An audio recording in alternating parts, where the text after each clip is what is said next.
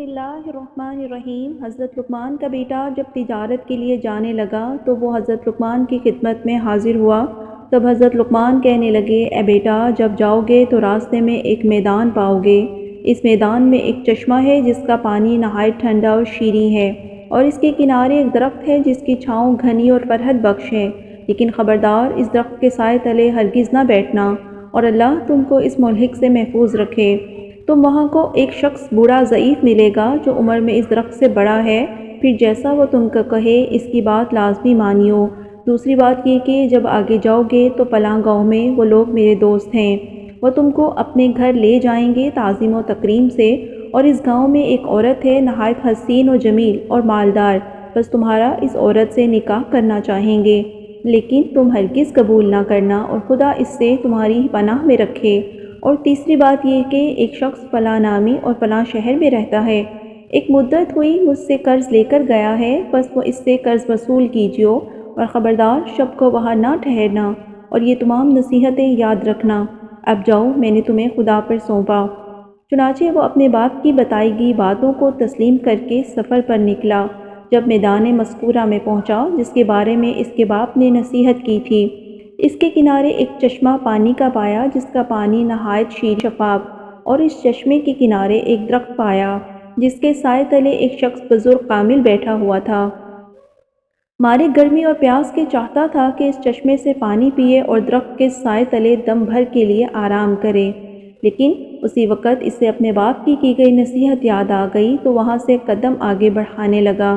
اس بزرگ نے جو درخت کے نیچے بیٹھا تھا پکارا، اے لڑکے، کہاں جاؤ گے؟ ایسی دھوپ میں اور سخت گرمی پڑ رہی ہے، بس اس چشمے کا ٹھنڈا پانی پیو اور ذرا چھاؤں کے سائے تلے دم لے لو، میرے پاس آ کر بیٹھو۔ لڑکا بولا، ہرگز نہیں بیٹھوں گا، کہ میرے باپ نے مجھے منع کیا ہے اس درخت کے سائے میں بیٹھنے سے۔ تب وہ بزرگ کہنے لگا، قسم ہے تیرے رب کی، اس دھوپ اور گرمی میں نہ جا اور میرا کہا مانو۔ یہ بات سنتے ہی لڑکے کو باپ کی بات یاد آئی کہ وہ بزرگ تجھے جیسا کہے اس کا کہا مانیو۔ تب لڑکے نے اس بزرگ سے کہا مانا اور خلاف اس کے نہ گیا، سلام کر کے بیٹھ گیا، چشمے سے ٹھنڈا پانی پیا اور تھوڑی دیر آرام کرنے کے لیے لیٹ گیا اور سو گیا۔ تبھی اس درخت پر سے ایک سانپ ایک لڑکے کو کاٹنے کے لیے اترا۔ لڑکا سو رہا تھا لیکن بزرگ جاگ رہے تھے، بس اس بزرگ نے سانپ کو مار کر اس کا سر کاٹ لیا۔ جب لڑکا اٹھا تو دیکھا کہ ایک سانپ مردہ پڑا ہے بغیر سر کے، بس بزرگ سے حال حقیقت معلوم کر کے متعجب ہوا اور باپ کی پہلی نصیحت کا راز جانا۔ بعد اس کے لڑکا وہاں سے اٹھا، اپنا اسباب سفر باندھا اور اس بزرگ کو سلام کر کے جانے کی اجازت طلب کی۔ تب بزرگ آدمی نے پوچھا کہ تم کہاں کہاں کا عزم سفر رکھتے ہو؟ لڑکے نے کہا، فلاں گاؤں میں جاتا ہوں کہ وہاں میرے باپ کے دوست ہیں۔ بزرگ نے کہا، اگر تم کہو تو میں بھی تمہارے ساتھ چلوں۔ لڑکے نے کہا، بہت اچھا، آپ بھی ساتھ چلیے۔ تب دونوں اس گاؤں میں جہاں کا ارادہ تھا پہنچے تو وہاں کے لوگوں نے ان سے پوچھا کہ تم کون ہو اور کہاں سے آئے ہو؟ تب لڑکے نے کہا کہ میں لقمان حکیم کا بیٹا ہوں، یہاں تجارت کے غرض سے آیا ہوں۔ تب گاؤں کے لوگ انہیں نہایت تعظیم و تکریم سے اپنے گھر لے گئے اور انہیں کھانا کھلایا اور ہر روز مہمانداری کرنے لگے۔ تب ایک دن کہنے لگے، اے لڑکے، ہماری قوم میں ایک عورت نہایت خوبصورت ہے، نیک بخت، مالدار اور حسب و نسب میں درست ہے، ہم چاہتے ہیں کہ تم سے اس کا نکاح کر دیں، اور یہ بات تمہارے واسطے اچھی ہوگی کہ مال و دولت خوب ہاتھ لگے گا۔ تب لڑکے نے کہا، میرے باپ نے اس سے منع کیا ہے کہ سفر میں کسی امر کے پابند نہ ہونا، ورنہ نقصان اور تکلیف اٹھاؤ گے۔ تب اس بزرگ نے جو ساتھ تھا کہنے لگا کہ جب یہاں کے سبھی رئیس آرزومند ہیں اور اس کی گواہی دیتے ہیں، اور یہ بھی کہ وہ حسین و مالدار ہے، تو شادی کرنے میں کوئی مذائقہ نہیں، اور کوئی اندیشہ نہ کر۔ لڑکی کو بس نصیحت یاد آئی، وہ بزرگ جو بھی کہے اس پہ عمل کرنا۔ تب اس لڑکے نے بزرگ کے کہنے پر اس عورت سے نکاح کیا۔ تب ایک شخص اس قوم کا لڑکے کے پاس آیا اور کہنے لگا کہ میں حضرت لقمان کی بہت تعظیم و تکریم کرتا ہوں، اس سبب سے تمہارا بھی خیر خواہ ہوں۔ تم نے ناحق اس عورت سے نکاح کیا، وہ بہت بری ہے، اور قبل تم سے اپنے 9 شوہروں کو اپنی خلوت گاہ میں مار چکی ہے، بس تم کو بھی مار ڈالے گی۔ اگر تم بھلا چاہتے ہو تو کسی ہیلے بہانے سے یہاں سے نکل جاؤ۔ تب لڑکا اس شخص کی باتیں سن کر ڈرا اور پچھتانے لگا۔ چنانچہ جب لڑکی کے مصائب نے اسے رنجیدہ دیکھا تو پوچھا کہ تم کس بات کا اندیشہ کرتے ہو؟ کیا سبب ہے کہ میں تمہیں پریشان دیکھتا ہوں؟ تب لڑکے نے کہا کہ میں نے سنا ہے کہ میری بیوی جس سے میں نے نکاح کیا ہے مجھ سے پہلے 9 شوہروں کو پہلی خلوت شب رفاق میں مار ڈالا ہے۔ ڈرتا ہوں کہ شاید مجھے بھی نہ مار ڈالے، اور شاید اسی بات کے سبب سے میرے باپ نے مجھے اس نکاح سے منع کیا تھا۔ تو اس بزرگ نے کہا کچھ اندیشہ نہ کرو اور خاطر جمع رکھو، میں تمہیں ایک ایک حکمت بتلائے دیتا ہوں۔ اسے ایسے کرنا، وہ یہ کہ جب شب کو تمہاری بیوی تمہارے پاس خلوت میں آئے تو کسی بہانے سے اسے وہاں چھوڑ کر میرے پاس آ جانا، تب ہم اس کی تدبیر اور علاج کریں گے۔ غرض جب اس کی بیوی شب کو اس کے پاس خلوت میں آئی تب اس نے بہانے سے کہا کہ تم یہاں بیٹھو، میں ذرا باہر سے ہو کر آتا ہوں۔ بیوی نے پوچھا کہاں جاتے ہو؟ لڑکے نے کہا کہ قضائے حاجت کو جاتا ہوں، تم تب تک یہاں انتظار کرو، اور اس کے علاوہ بھی ایک کام ہے وہ آ کے بتلاتا ہوں۔ تب لڑکا وہاں سے نکلا اور سیدھا اس بزرگ کے پاس پہنچا تو اس نے ایک آتش دان انگاروں سے بھرا ہوا لانے کو کہا تھا۔ جب لڑکا آتش دان لے آیا تو بزرگ نے اس میں سانپ کا سر جو درخت کے نیچے سے کاٹ کر لایا تھا اس کو اس آتش دان میں رکھ دیا، اور آتش دان کو لڑکے کے حوالے کیا اور کہا اسے لے جاؤ اور اپنی بیوی سے کہو کہ برہنہ ہو کر اس آتش دان میں خود کو سینکو اور بعد میں اس کو دوبارہ میرے پاس لے آنا۔ تب لڑکا وہاں سے گیا اور جیسا بزرگ نے کہا تھا اپنی بیوی کو کہا، اور بعد اس کے سینکنے کے آتش دان واپس لے گیا۔ تب اس نے بزرگ کو دیکھا کہ 2 سانپ اس انگیٹھی میں جل رہے ہیں۔ تب بزرگ نے کہا اب جاؤ اور بے خطر اپنی بیوی سے ملو کہ جس کا ڈر تھا سو سانپ اس انگیٹھی میں جل رہا ہے، بس اسی سبب سے پہلے شوہر اس کے مارے جاتے تھے۔ چنانچہ حضرت لقمان کا بیٹا تمام شب اپنی بیوی کے پاس رہا اور فجر کو باہر آیا، اور اہل قریہ تمام ماجرا سن کر متعجب ہوئے اور پسرے لقمان کے بچ جانے سے خوشی بھی ہوئی۔ اس کے بعد حضرت لقمان کے بیٹے نے ارادہ کیا کہ اپنے باپ کے قرض دار کے پاس جا کر قرض وصول کریں۔ تب اس نے بزرگ سے کہا کہ فلاں گاؤں میں ایک شخص کے پاس میرے باپ کا روپیہ ہے، تو میں چاہتا ہوں جا کر اسے وصول کروں۔ تب اس بزرگ نے کہا میں بھی تمہارے ساتھ چلوں گا۔ تب دونوں آدمی شخص کے پاس گئے، وہاں کے لوگوں سے اس کے بارے میں پوچھا تو لوگوں نے کہا کہ وہ شخص تو بڑا فسادی اور دغا باز ہے، بس تم ناحق اپنی جان گنوانے کے واسطے آ گئے ہو، سو تمہارے حق میں بہتر ہے یہاں سے چلے جاؤ۔ وہ دغا باز آدمی کسی کا روپیہ لے کر واپس نہیں کرتا۔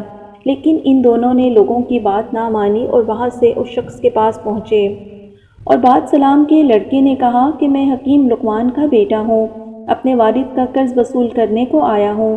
تب اس نے کہا بہت اچھا، آپ ہمارے بزرگ زادے ہیں، تو آج کی رات مہمان نوازی کا شرف بخشیے، صبح کو حساب کتاب کر کے جو پیسہ بنتا ہے سو واپس کر دوں گا۔ لڑکے نے میرے باپ کا حکم نہیں ہے کہ یہاں ٹھہروں۔ تب اس بزرگ نے کہا جو اس کے ہمراہ تھے کہ اے لڑکے کچھ پرواہ نہیں، چلو آج کی شب یہاں رک جاتے ہیں، پھر جو خدا نے ہماری قسمت میں لکھا ہو کر رہے گا۔ چنانچہ اس بزرگ کے کہنے پر ان کی کرامات سے بھی پسر لقمان آگاہ تھے، اور باپ کا حکم اور نصیحت بھی تھی کہ اپنے ساتھ والے بزرگ کی بات مانیو۔ تب اس سبب سے دونوں شب کو اس دغا باز شخص کے مکان پر رک گئے۔ جبکہ کھانے وغیرہ سے فارغ ہو چکے تو ان دونوں کو لبے دریا بنائے گئے، ایک کی مکان پر لے گیا، اور مکان اس طرح سے بنایا تھا کہ جو کوئی شب کو اس میں سو جاتا دریا کی لہریں آ کر اسے ڈبو دیتی، اور ان دونوں کو اس مکان میں ٹھہرنے کو کہا۔ چنانچہ پسرے لقمان سو گیا اور بزرگ جاگتے رہے۔ جب آدھی رات کا وقت ہوا تو موجیں چڑھنے لگی، پانی مکان پر چڑھ گیا۔ تو بزرگ نے لڑکے کو نیند سے بیدار کیا اور وہاں سے اٹھ کر اوپر بالا خانے پر کہ جہاں اس دغا باز کے بیٹے سو رہے تھے وہاں تشریف لے گئے، وہاں سے ان کے بیٹوں کو تخت سمیت اٹھایا اور نیچے اپنی والی جگہ پر سلا دیا، اور خود اوپر ان کی جگہ پر سو گئے۔ جب فجر کے وقت وہ شخص آیا اور دیکھتا ہے کہ دونوں اوپر والے طبق میں اس کے بیٹوں کی جگہ سو رہے ہیں اور اپنے بیٹے نیچے مکان میں ان کی جگہ پانی میں مردہ پڑے ہیں، تب پکار کر کہنے لگا کہ افسوس، صد افسوس، میں نے تمہارے واسطے ہی فریب کیا تھا کہ تم کو مار ڈالوں، یہ میں اپنے ہی فریب میں آگ ہلاک ہوا، میرے سب بیٹے مارے گئے۔ تب دونوں نے کہا جو کسی کے لیے بدی کرتا ہے سو در حقیقت اپنے لیے کرتا ہے، اس کے بعد حضرت لقمان کے بیٹے نے اس دغاباز شخص سے اپنے باپ کا روپیہ وصول کیا اور اپنی بیوی کو لے کر جس سے نکاح کیا تھا اور بما اس بزرگ اور اسباب کے اپنے وطن واپسی کا سفر کیا۔ جب پسر لقمان اپنے مکان کے قریب پہنچا تو اس بزرگ نے پوچھا کہ بزرگ زادے، تو اتنا عرصہ میرے ساتھ رہا تو تم نے مجھے کیسا پایا؟ تب لڑکے نے کہا کہ بے شک میں نے آپ کو نیک مرد پایا ہے، آپ کی برکت سے بہت سی مصیبتوں سے نجات پائی اور نیک وقت بیوی پائی اور اس قدر مال و اسباب پایا۔ تب اس بزرگ نے کہا کہ مال میں سے مجھے بھی آدھا حصہ دو۔ تب لڑکے نے کہا کہ آپ اپنی مرضی سے لے لو جتنا حصہ چاہیے۔ بزرگ نے ایک طرف بیوی کے ساتھ تھوڑا سا مال رکھا اور دوسری طرف زیادہ حصہ مال و اسباب کا رکھا اور لڑکے سے کہا ان میں سے جو تم چاہو رکھ لو اور دوسرا حصہ میرے واسطے چھوڑ دو۔ تب لڑکے نے اپنی بیوی اور اس کے ساتھ والا حصہ مال و اسباب کا چنا اور کہا کہ میرے لیے یہ کافی ہے۔ چنانچہ دونوں فریق اپنا اپنا حصہ لے کر چلے۔ تھوڑی دور گئے کہ بزرگ نے لڑکے کو آواز دے کر روکا اور اس سے پوچھا کہ پسر لقمان، تو کس سبب سے مجھے زیادہ حصہ مال و اسباب کا دینا جاتا ہے؟ کہیں اس کا سبب یہ تو نہیں کہ تو نے جو کرامتیں مجھ سے دیکھی ہیں اس کی وجہ سے مجھ سے خوف زدہ ہو کر زیادہ مال دیے جاتے ہو؟ لڑکے نے کہا کہ ایسا بالکل نہیں، بلکہ یہ تو اس سبب سے ہے کہ میں نے آپ کی برکت سے جو نفع اٹھایا اور مصیبتوں اور مشکلوں سے رہائی پائی، اس سب کے سبب خوش ہو کر آپ کو یہ سب اپنی خوشی اور مرضی سے دیے جاتا ہوں۔ تب بزرگ نے کہا اے لڑکے، تمہاری نیک نیتی کی اعلیٰ ظرفی اور اعلیٰ اخلاق سے میں بہت خوش ہوں، اور یہ سب مال و اسباب بھی تم ہی لیتے جاؤ، بھلا ہمارا اس دنیاوی مال و اسباب سے کیا کام؟ لڑکے نے عرض کیا کہ آپ کون ہو اور کس سبب میرے ساتھ رہے؟ بزرگ نے عرض کیا کہ میں اللہ کا بھیجا ہوا ایک فرشتہ ہوں اور تمہارے باپ کی دعا کے سبب اللہ نے مجھے تمہاری حفاظت و نگہبانی کے واسطے مقرر کیا تھا۔ تم کو تمہارے باپ کا روپیہ دلایا اور راحت بتلائی۔ اب ہمارے ذمہ تو لوگوں کے ساتھ بھلائی اور مہربانی کرنا ہی ہے اللہ کے حکم سے، بس اب تم سے بھی رخصت ہوتا ہوں، تم بھیج اپنے باپ کے پاس جاؤ۔ تب لڑکا سب مال و اسباب اور بیوی کو لے کر گیا۔ تمام احوال راستے کا اپنے باپ سے بیان کیا کہ حضرت لقمان نے بھی اللہ کا شکر ادا کیا۔